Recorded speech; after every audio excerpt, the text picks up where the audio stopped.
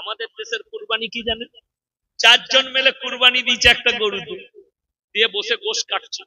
ঠিক কাটতে কাটতে ভালো গোশের খান্ডাটা লুঙ্গির তলায়, কুরবানি ওইখানে শেষ হয়ে গেল। করতে হবে। অনেকজন বলে আমাদের 3 বন্ধুর মধ্যে মিল আছে, এক কাজ কর ভাগ করে নিয়ে নে, অসুবিধা নাই, যে যেটা পারবি তুলে নে। আর আমি বলে যাচ্ছি, 1 খান্ডা যদি কলিজা বেঁচে যায় সেটাকে 3 খান্ডা করে ভাগ কর, ওজন করে ভাগ কর।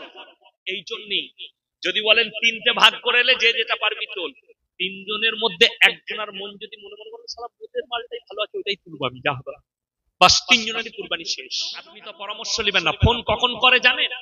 আমাদিকে মৌলবি কটাকা কখন চলায়, ঠিক কুরবানির শেষ।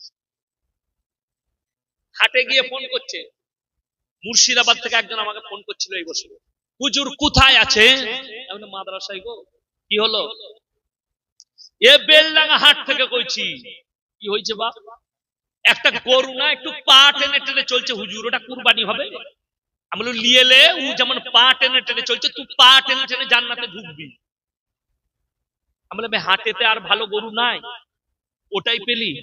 বলে না হুজুর ভালো গরু আছে, মানে দামটা কমে হচ্ছে। বুঝতে পারেননি? ঠিক কুরবানির সময় কান কাটাটা নেজ কাটাটা দিয়ে মৌলবীকে ফোন করে জ্বালাচ্ছে, বেটার বিয়েতে কান কাটাটা কর, বেটার বিয়েতে খুঁড়াটা কর, বেটার বিয়েতে কানাটা কর, দোষের নাই। কুরবানির সময় তন্দুরস্তি দিবি না, বড় কষ্ট লাগে। খালি দামে কম মাল খুঁজবে, যেন কম দামে হয়। আর কুরবানি যা হয় আল্লাহ ছাড়া কেউ জানে না। কালকে কুরবানি, আজকে গরু কিনে নিয়ে আসে, ঠিক কিনা? আর হযরত ইব্রাহিম আলাইহিস সালাতু ওয়াস সালামকে আল্লাহ বললেন তোমার মহব্বতের জিনিসকে তুমি কুরবানি করো। যে জিনিসটার উপরে, জানোয়ারটার উপরে আপনার মহব্বত থাকবে। আগেকার মানুষ কেন বললাম আগে জান্নাতে যাবে? রেডিমেড কুরবানি হবে। এরপর রেডিমেড কুরবানি মানে বুঝেন? হ্যালো, টাকা পাঠিয়ে দিচ্ছি ফোন পেতে, কুরবানিটা দিয়ে দিবি তো? গোশটা কি করবো? ও গোশটা দেখবি, যা পারবি করে দিবি। রেডিমেড কুরবানি আর না। বুঝতে পেরেছেন? আর মহব্বতের কুরবানি শুনে আগেকার মানুষরা বাড়িতে গাই পালতো, গরু পালতো, 1 বছর ধরে নিয়ত করতো এটা কুরবানি দেবো, ঠিক কিনা?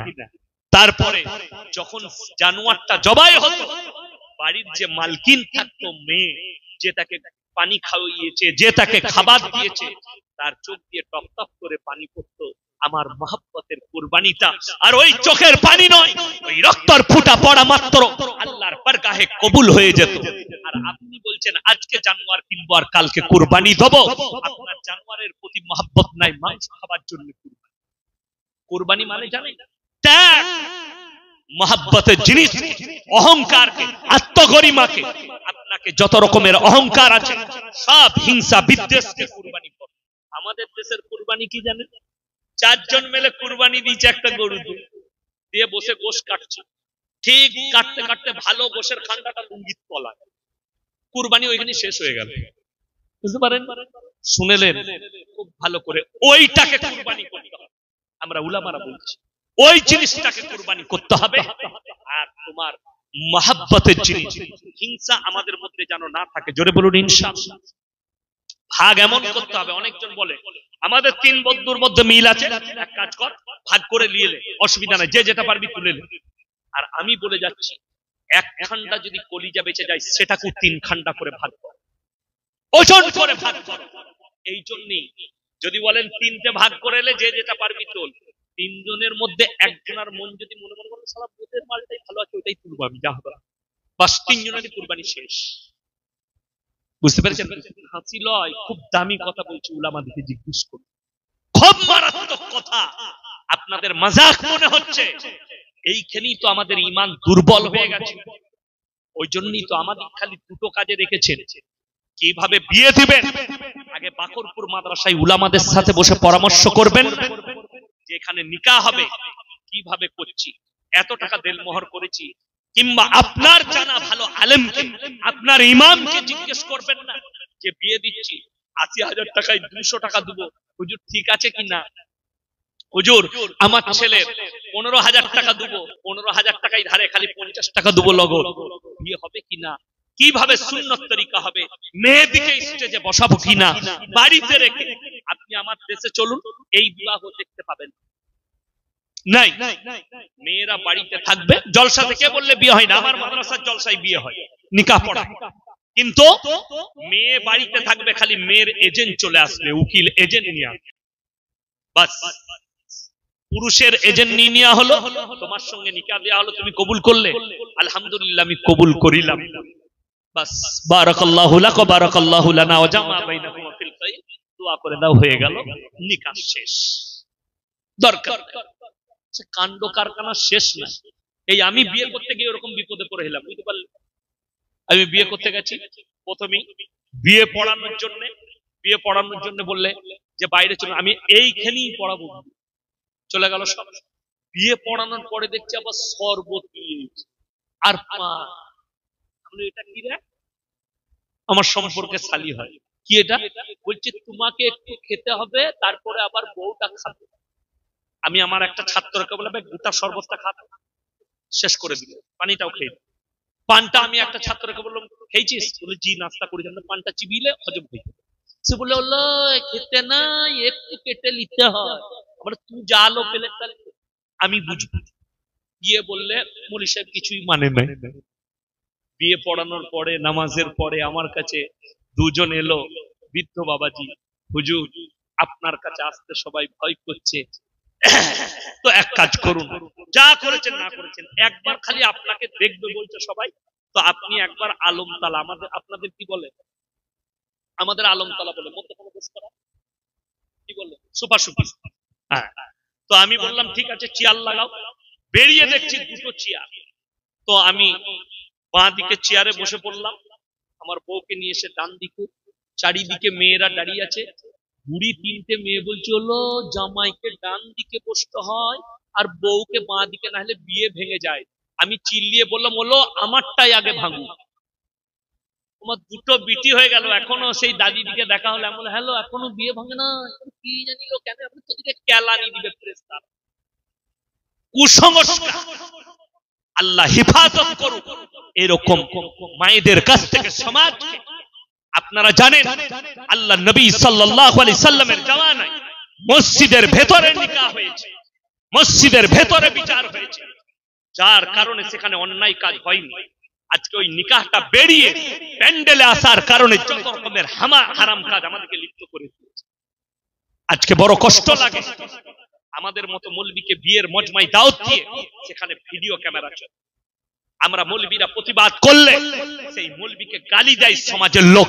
যারা গালি দাও তাদেরকে বলে যাচ্ছে কি রেডি হও, কবরে যাওয়ার পরে তোমাদের জবানে পেরেক। যারা মৌলবীদের পরামর্শ নেয় আপনি কি করে খানা করবেন।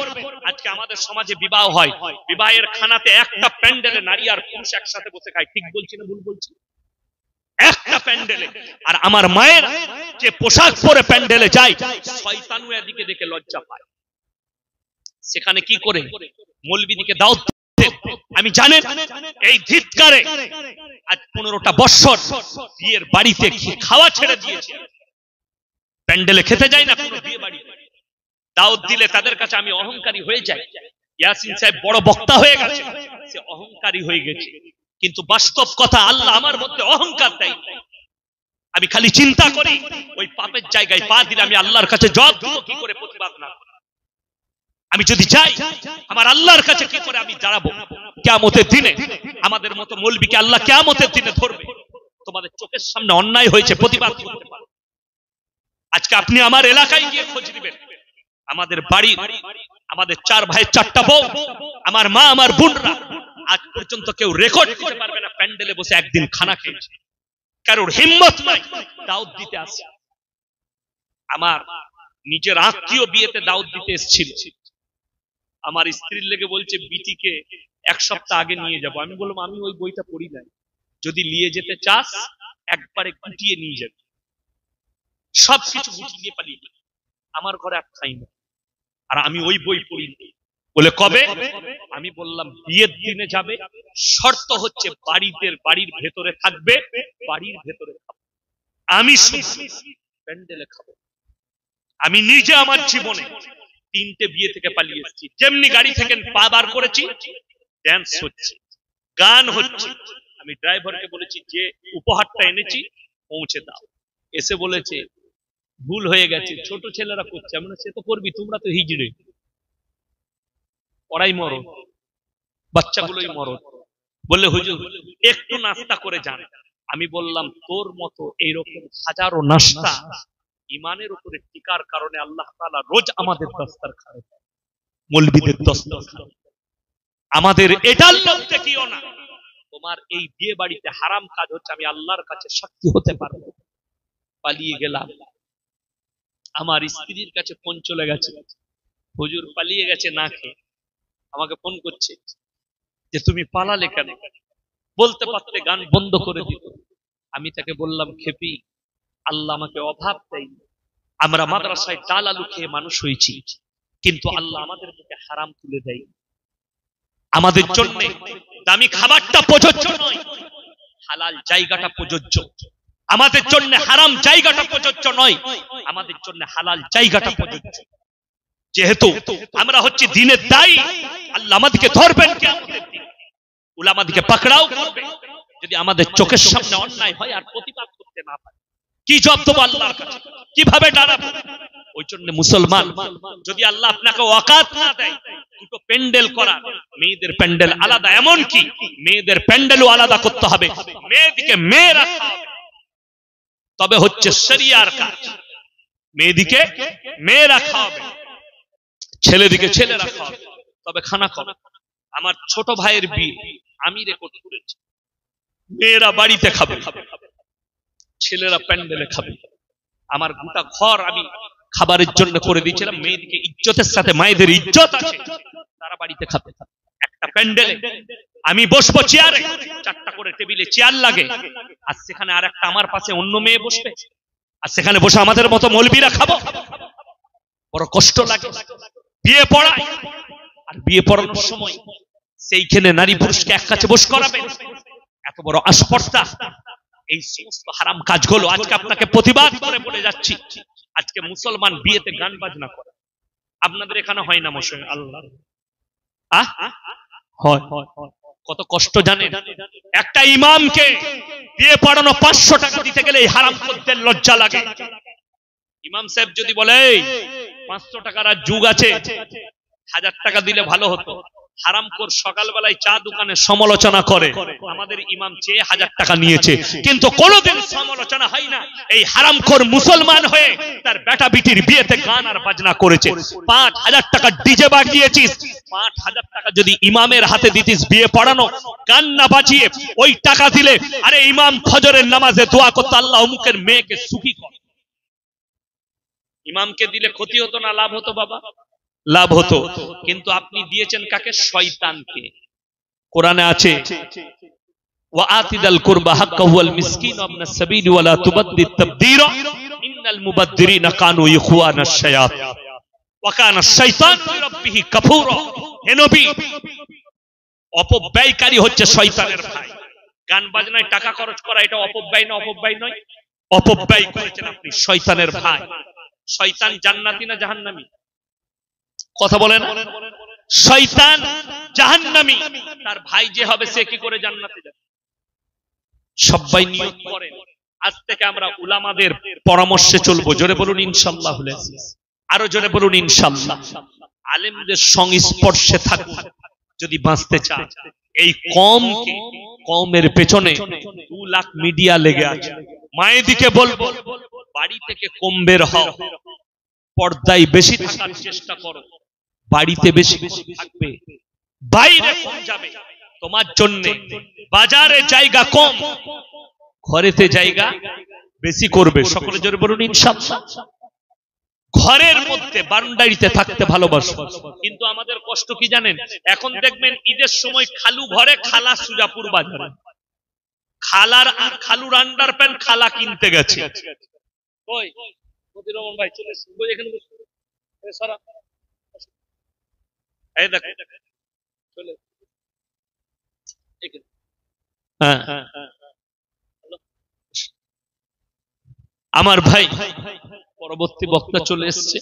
আমি দুটো কথা খালি বলে দুটো, আমি বেশি বলবো না, আর দুটো কথা বলি।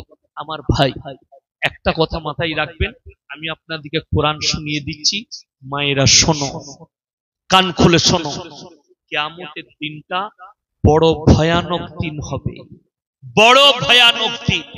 সেদিনে জাহান্নামীরা যখন দাঁড়িয়ে থাকবে, পৃথিবীর নারী পুরুষ যারা জাহান্নামী হবে যখন দাঁড়িয়ে থাকবে, তারা চোখের সামনে জাহান্নাম যখন আগুন লিলিহান শিখা উঠে পড়বে, তর্জন গর্জন দিতে শুরু করবে, আমার উপরে খাবার নিক্ষেপ করো।